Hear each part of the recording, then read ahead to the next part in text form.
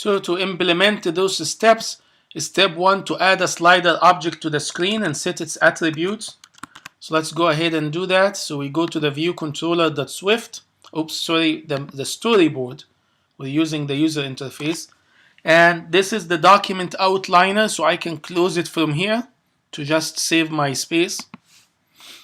And in the view and the controller, so I need to add a slider on the view. I still have the filter from the UI image view, so I need to filter the object list with a slider. If you click on the slider, you can get some description of what the slider is and the library component that supports or that has the design of that slider that determines what that slider. So there are two things. There's a library that designs what a slider is like, and then there is the slider object or instance that we are going to use in our particular application. So let's bring that slider to our application and position it.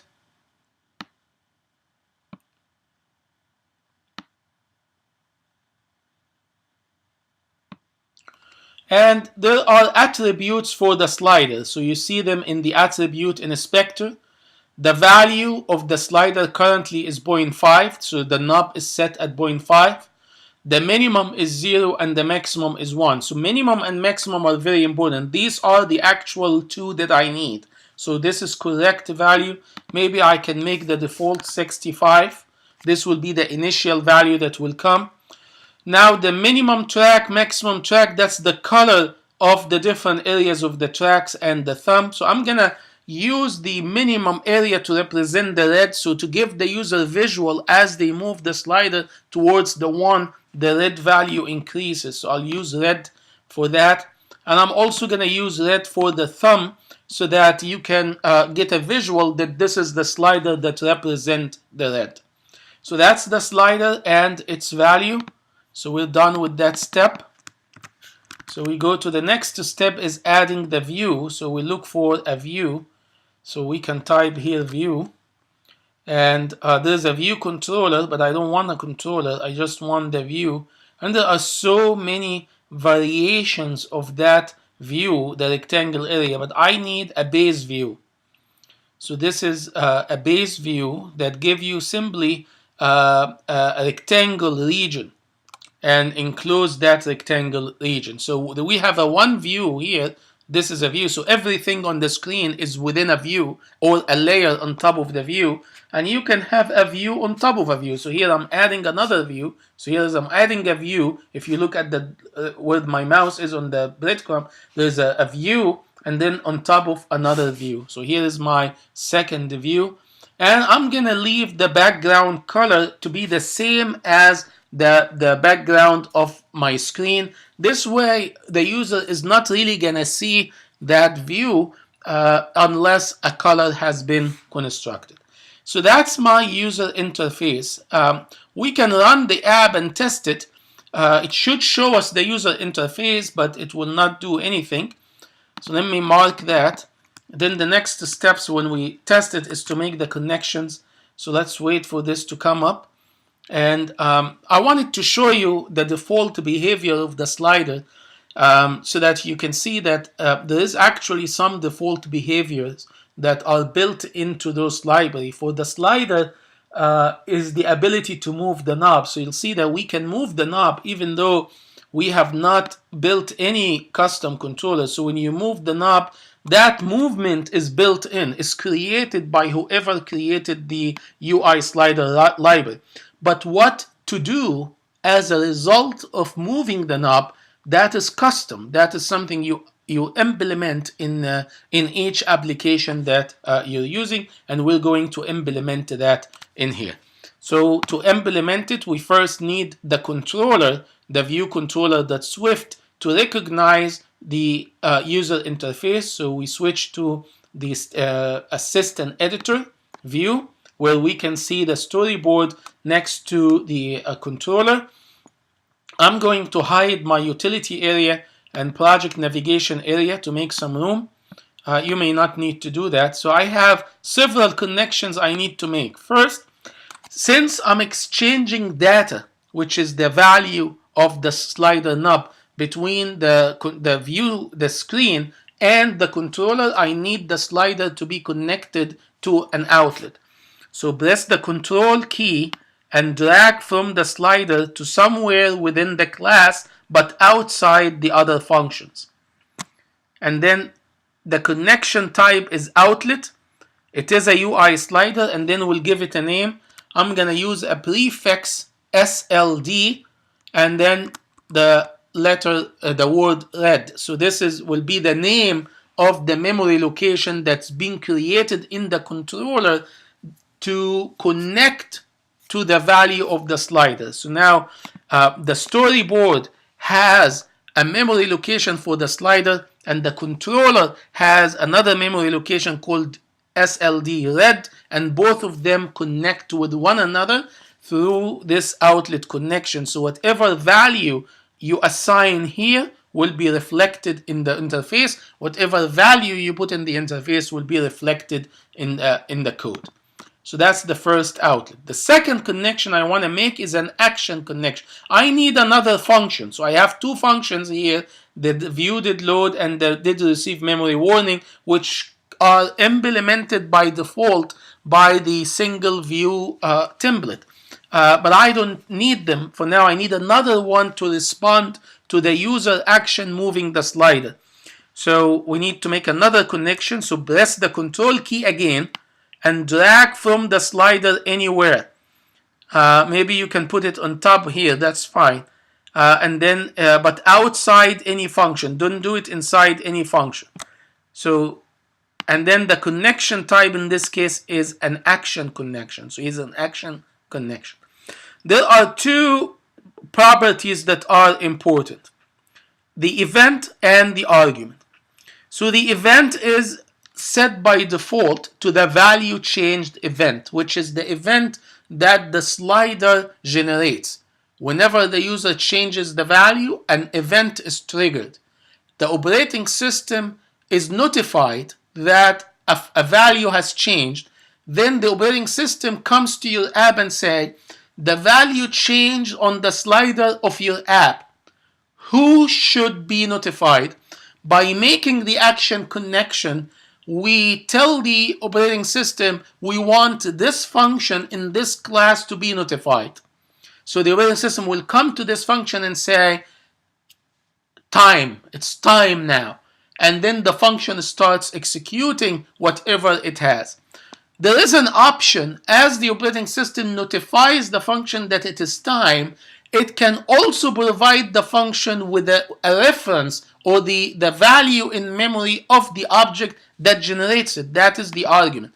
You can provide the sender, meaning the object that sends the event, which in this case will be the slider. You can also provide two objects: the object, the slider that sends the event, as well as an object that represents the event itself.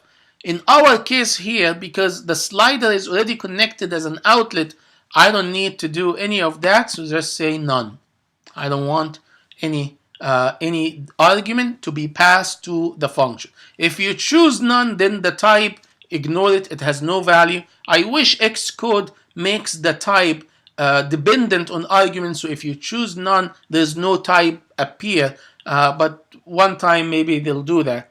Then the name of the function, that's the name we chose in the design, display color. I chose this name here, which can be anything. So I use display color and say connect. So as a result, Xcode creates a function called the display color, and that function is an interface builder action. That's what the IB for.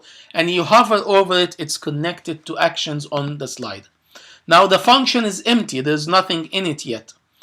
There's one more connection I need to make. I connected both sliders now. Now I need to connect to the view, because that's where we're going to display the color. So select the smaller view, control and drag. It's an outlet connection, and then I'm going to call it color view. The name that I provide is anything you want. All right? but whatever name you give is the name you're going to use. Right, so what we left now is to implement the algorithm. What do I mean by this? Here, okay, so I'm done with this setup. So let's go back to the single view editor, and I need to switch from the storyboard to the view controller. All right, so the view controller, as I mentioned before, is a class. It's a software unit. This is the name of the class, view controller. This class is not built from scratch. The colon means that it is built based on another class, and that other class is the library default for view controller called UI view controller. UI stands for user interface, meaning that this library is part of a framework called user interface kit. So we have to import that framework. There's only one framework that you don't have to import, and that is Foundation. This is the one that has the float and some others, the string and so on. You don't have to import that. Now, inside the class, you can have memory locations or variables. We call them properties or attributes that represent the class. And you can have functions which represent the actions that the class can perform. So inside the attributes, each line here is an instruction. So this is an instruction that says create a variable with a memory storage property weak. This variable is also connected to the interface builder as an outlet, and here is the connection. This is the name of the variable and the colon that represent the type of the variable. So this variable is built according to the specifications or the characteristics described in a class called UISlider. So the UISlider is actually a class inside the user interface kit framework, and that class defines attributes and defines functions. So we create a variable of that type, meaning that this instance we created called SLD red, that instance has in it all the characteristics and functions of the UISlider. Everything that the designer of the UISlider created, we have it in this instance, SLRed. Now the exclamation mark means we are not initializing that in the controller. You cannot use a memory unless you initialize it. We are not going to initialize this in the controller because it is initialized in the storyboard and we have a connection to it here. Same for the view, so I have two instructions to create the variable. Now inside the function I need to provide three instructions. Instruction number one is one to read the value of the slider red instance or object. It's called instance of a UISlider or object of the UISlider. Anything that you write starting with 2 slashes is a comment, meaning it's not an instruction and will be ignored when the operating system executes this function. Step 2, I need to construct an instance of the UI color class.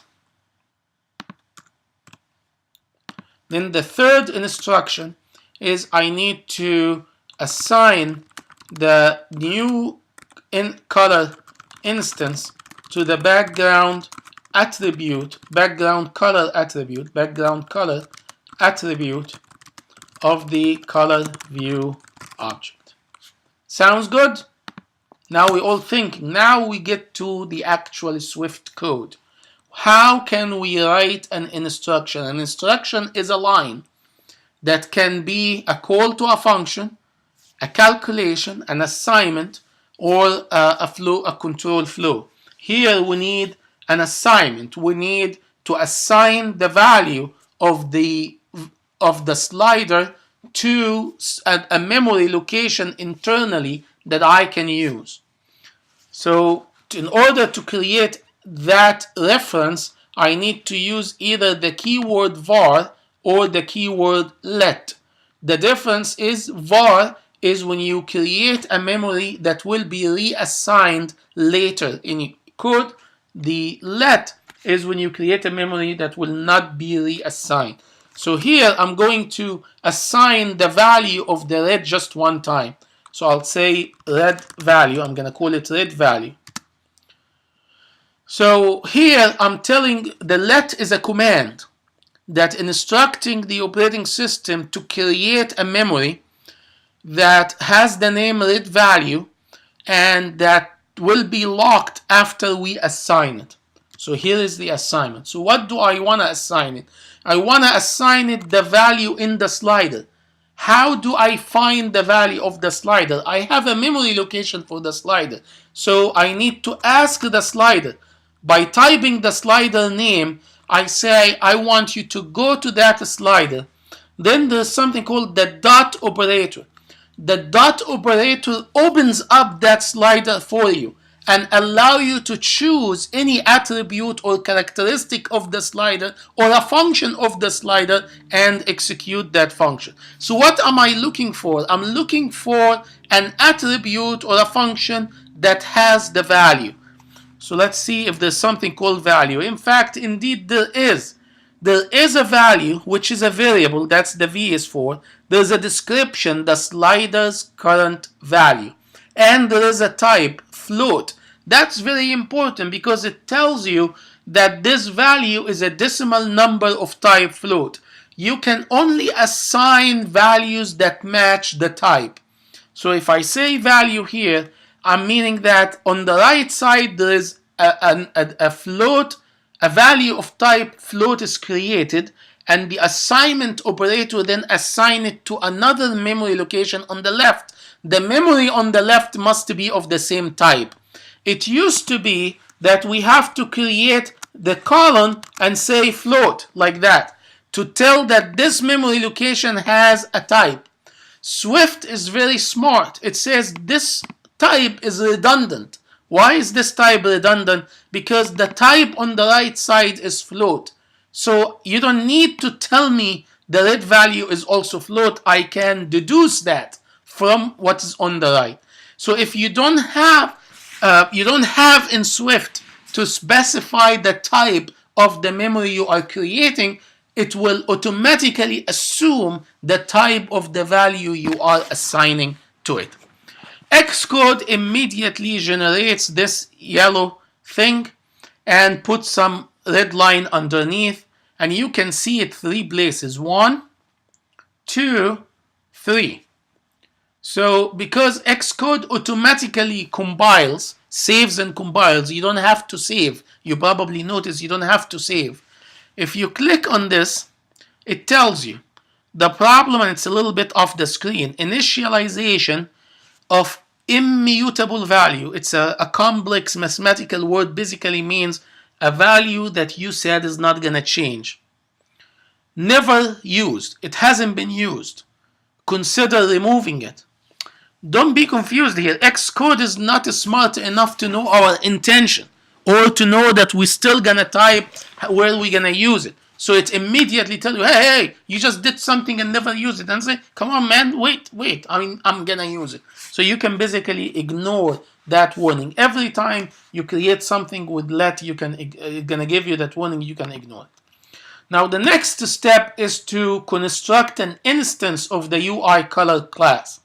So the same thing, once you construct it, it's going to create a value. We need an instruction. So I need to create a memory that will have the color. So I create a memory and say that user color, I'm going to give it the name user color. Then I'm going to use the assignment operator. And then I need to construct a color. So we said that the color will belong to the UI color library.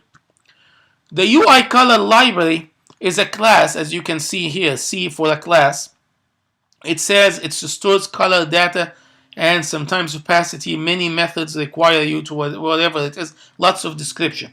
If you use parentheses, you automatically call on the initialization functions. We're going to learn more about initialization function in module 5. So initialization functions construct the object. So when you create a class that has so many data, so many things in memory, in order to facilitate or make it easy for you to set up that memory location, there is a function called initialization function. And that function you can access by using the parentheses. As you can see from Xcode's display, there are 1, 2, 3, 4, 5, 6, 7, 8, 9, 8 or 9, 3, 8 functions that you can use to initialize a color. 8 methods for initializing a color. As you move through each one of them, it tells you here the description of what each one does. So we want to look for one that can create a color using a red, green, and blue values. So here is this is it looks for red, green, blue, and alpha. So using float. So UI color literal. This is like a label, and red. So it needs a red value that is float, green value, blue value, and alpha value. There's a similar one that uses CG float. So we'll select this one. So this requires a value for the red. So I have the red in the red library. So I use red value from the red library. And then in the green, I need a 0. So I'll put a 0 here for the green. And for the blue, I'll put a 0. And for the alpha, I'll put 1. So this function will do the magic of taking those decimal numbers and create a color that represents those decimal numbers. Then the last step is to assign that color to the background attribute of the color view. So here is my color view object. So I type the color view object, and I need to assign to its background. So I type background. So here it is background color, and it tells you the type. The type is UI color. So the background color property, and I need to assign to it the user color. So here are the 3 steps, 3 instructions. Each one of those is a separate instruction to the processor of your computing device that is written using a Swift programming language, translated by the iOS framework to a computing device. First one is creates a memory called red value and assigns to it the value from the variable slide red that's connected to a user interface component. Then the second line is similar. It creates a memory and assigns to it, but this time assigns a value that is returned by an initialization function from a UI color library or class that we pass to it a red value coming from another memory. So this is what a variable mean. A variable mean I don't know what it is, but I put it in a memory location and I say go to that memory location, whatever you find, take it. So I don't know at the time of development what it is. But then there is a literal or a constant. So 0 is a literal or a constant. The other 0 and the 1. So I know them, so I put them. And then finally, I assign whatever in that memory location, which I don't really know what it is. I assign it to the background color for the color view, which is connected as an outlet to that rectangle area. So if everything works well, I establish some neat connections between the storyboard and what the user does on the storyboard and the brain power of my app, which is that controller. So let's see if that will work or not. So that's our testing. So I did the implementing the algorithm. So let's see. Now we're waiting for the testing.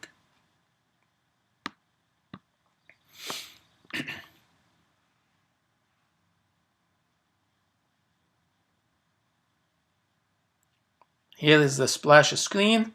And if I move the color, so the moment I move the color, the moment I move the slider, I generated an action, an event, so this function display color executes itself. So I moved it, the function executes itself, gets the value, create a color, assign the color. I go all the way to 1. So that's my first testing scenario. Remember, I had testing scenarios. 1, put 0. So here it is, put 0. So I'll take it all the way to 0. Observe that the color is black because now red is 0, green is 0, blue is 0. Then I take it from 0 all the way to 1, and you observe you have a full red. Then I take it maybe in the middle, and I can see variations of the red reflecting the weight or the component that I have. So we completed our testing, succeeded, all our scenarios worked, and that completes this iteration 3. So now we move on, powered with or empowered by the understanding of the red, and see if we can add a blue component to this iteration, to this app. Thank you.